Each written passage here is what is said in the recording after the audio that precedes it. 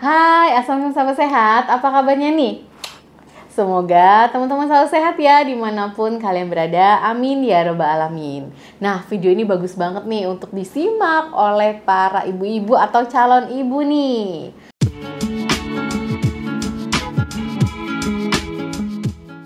Nah, kita udah ketahui ya sama-sama kalau ibu yang habis melahirkan atau habis persalinan ini sangat dianjurkan untuk mengkonsumsi makanan-makanan yang sehat dan juga makanan yang bergizi supaya pemulihannya itu dapat berjalan dengan baik dan juga diharapkan ASI yang dihasilkan juga banyak nih untuk si buah hati. Tetapi ternyata nih ada juga loh makanan yang bisa menjadi pantangan pada saat setelah persalinan atau setelah melahirkan.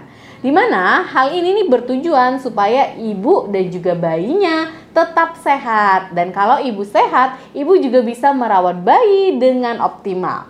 Jadi untuk para ibu-ibu nih jangan hanya berpikir makanan sehat itu hanya untuk hamil juga ya. Tetapi setelah persalinan pun itu nggak kalah penting nih untuk mengkonsumsi makanan yang sehat. Nah, video ini kita akan bahas tentang pantangan makanan ibu-ibu yang setelah melahirkan. Yuk kita simak ya.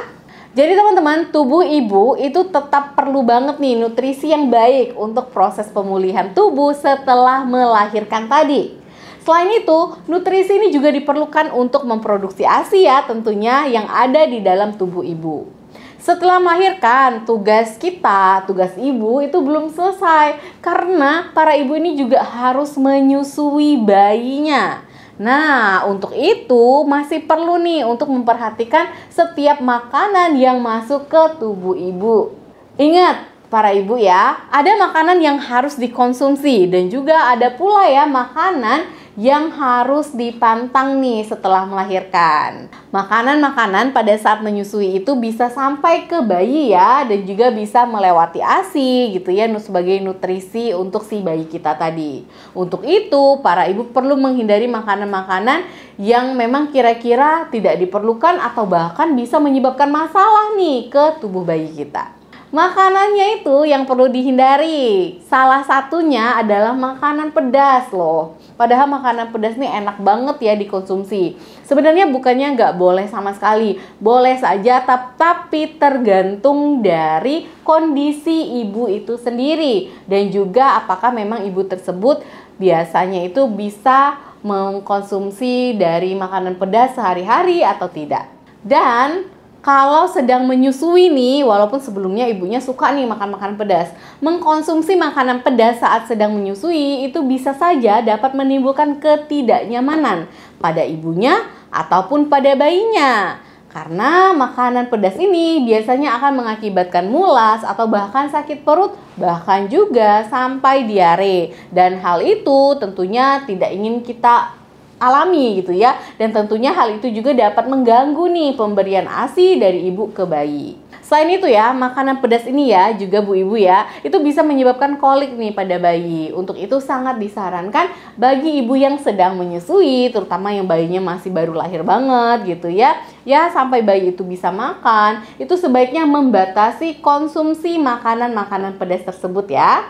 Kalau icip-icip dikit, it's okay. Kalau memang nggak ada nafsu makan itu nggak masalah. Tetapi jangan sampai itu makan sambelnya banyak gitu.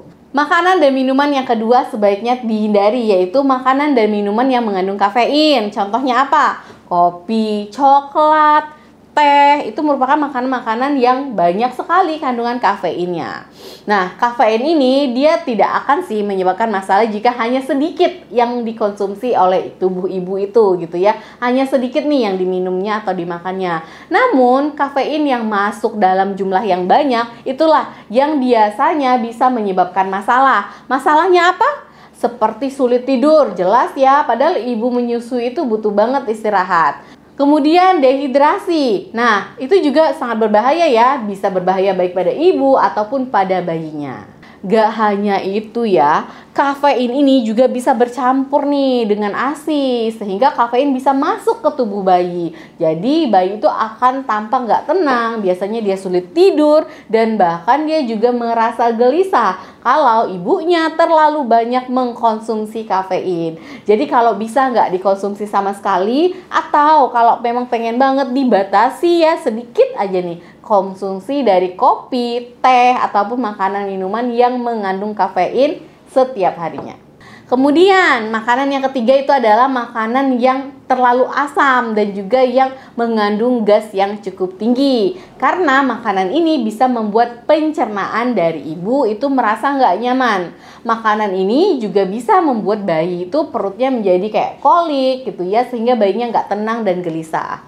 Contoh nih, makanan yang mengandung gas atau mengandung asam dan sebaiknya ini dihindari ya beberapa hari setelah melahirkan, seperti kol, kembang kol, brokoli, atau bahkan minuman-minuman yang bersoda.